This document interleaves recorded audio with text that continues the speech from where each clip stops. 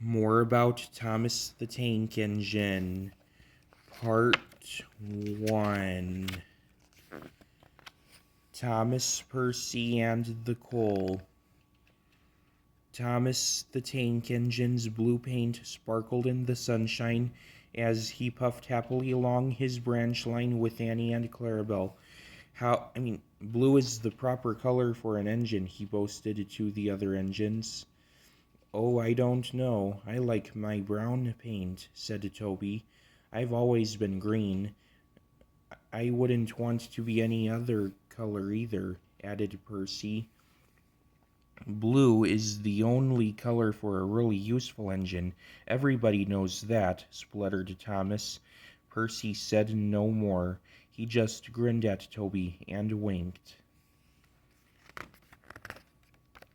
Each day, Percy brings a truck full of coal from the junction for the coal merchants at Farquhar.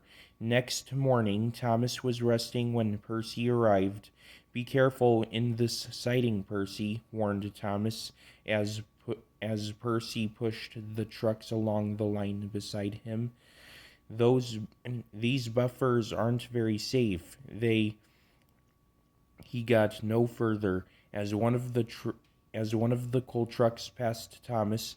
The catch on its door burst open. With a rumble and a crash, an avalanche of coal poured out and piled up around Thomas's wheels.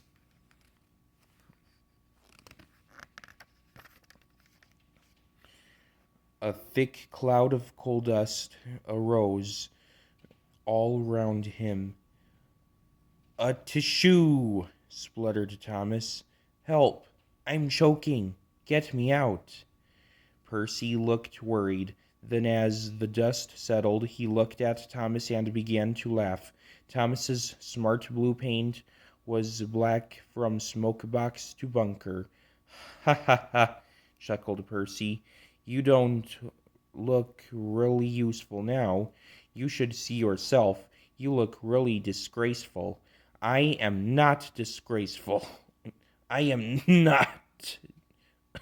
I am not disgraceful," choked Thomas furiously. "You did that on purpose, Percy. Now stop your stupid giggling and get me out."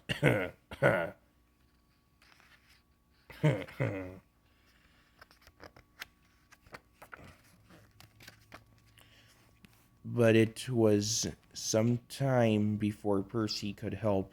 The coal bunker stood behind the buffers which Thomas had said were unsafe. It was only when the coal was shoveled into the bunker that Thomas could be moved. Poor Thomas was filthy. "You're not fit to be seen," grumbled the cleaners.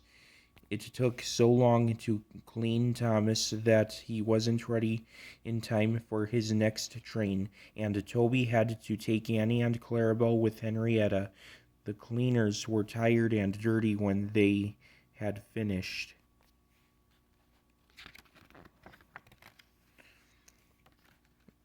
Thomas was grumpy in the shed that night. Toby thought it a great joke, but Percy was annoyed with Thomas for thinking that he had made his paint black on purpose. "Who'd have thought it?" Percy remarked. "Fancy a really useful blue engine like Thomas becoming a disgrace to the Fat Controller's Railway." "You wait, Percy," replied Thomas crossly. "One day you'll laugh on the other side of your smoke box." "Pooh," rejoined Percy. "I wouldn't have missed all that fun for anything."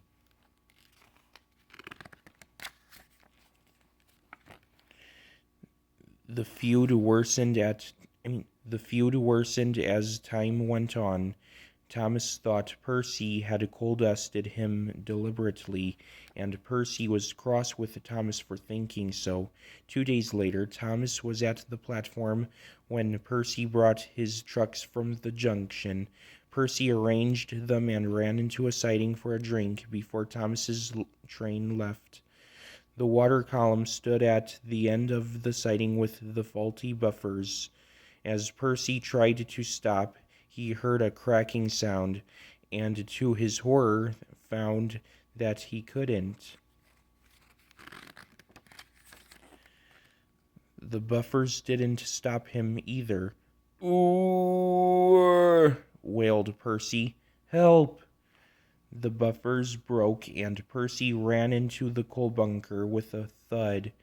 Coal dust and coal flew everywhere, and when the dust had settled, Percy had disappeared beneath a thick black cloak. Thomas watched from the platform as the crash died away. The signal arm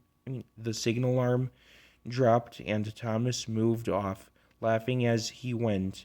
Percy was furious, and he spent the rest of the day wondering how to pay Thomas out.